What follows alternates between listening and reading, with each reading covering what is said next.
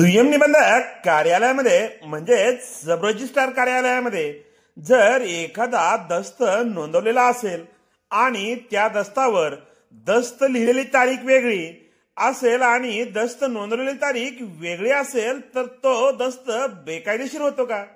नमस्कार मित्रांनो, मी आपला वकील मित्र विशाल गावडे. चला तर मग कायद्याचं म्हणजेच तुमच्या फायद्याचं बोलूया.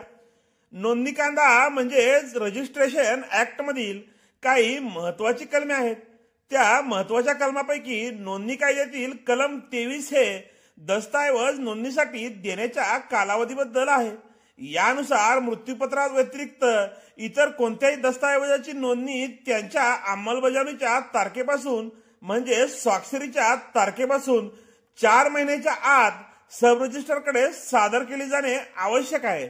कलम 23 मध्ये कोणते मुख्य मुद्दे आहेत हे आपण जाणून घेऊया. मित्रांनो, अद्याप जर आपण आमच्या कोर्ट कचेरी या युट्यूब चॅनलला सबस्क्राईब केलं नसेल तर सबस्क्राईब जरूर करा. वेळेची मर्यादा. आपण एखादा दस्त लिहितो त्यावर लिहून देणार हे सह्या सुद्धा करतात. त्यामध्ये खरेदी खत, साठे खत, बक्षीसपत्र, घाण खत अशा प्रकारचे वेगवेगळे दस्त असतात. ते दस्त कधी लिहिली याची तारीख त्यात असते, वर नमूद केलेले असते आणि त्याच तारखेला दस्तातील व्यक्तीने त्यावर आपल्या सह्या किंवा निशाणे अंगठे केलेले असतात. बऱ्याच वेळा आपल्याला असेही पाहण्यात आलेले असेल की दस्तावर दस्तातले तारीख वेगळी आहे आणि दस्त नोंदवल्याची तारीख वेगळी आहे आणि त्यामुळे आपण असे म्हणतो की हा दस्त बनावट आहे, कारण दस्तावर तारीख आणि रजिस्ट्रेशनची तारीख वेगळी आहे.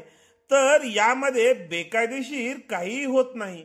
दस्त जेव्हा लिहिला तेव्हा त्यावर ती तारीख लिहिलेली आहे, त्या तारखेपासून तो दस्त अंमलात आला असे समजले जाते आणि अशा प्रकारे लिहिलेल्या दस्तामध्ये दस्तऐवज अंमलात आल्याच्या तारखेपासून 4 महिन्याच्या आत नोंदणीसाठी सादर करणे कायद्याने आवश्यक आहे.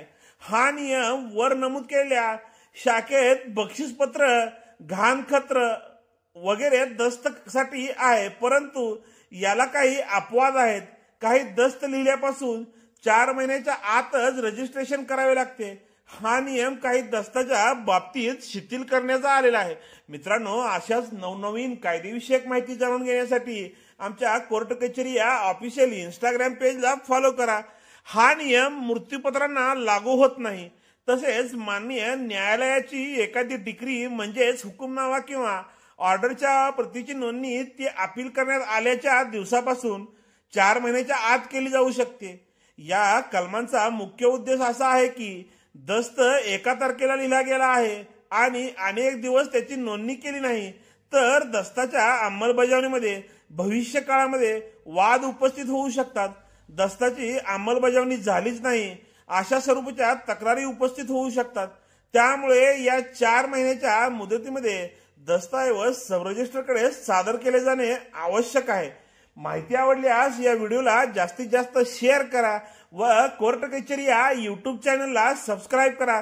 त्याचबरोबर मित्रांनो, कोर्ट कचेरी या ऑफिशियल इंस्टाग्राम व कोर्ट कचेरी या ऑफिशियल फेसबुक पेजला फॉलो जरूर करा. धन्यवाद.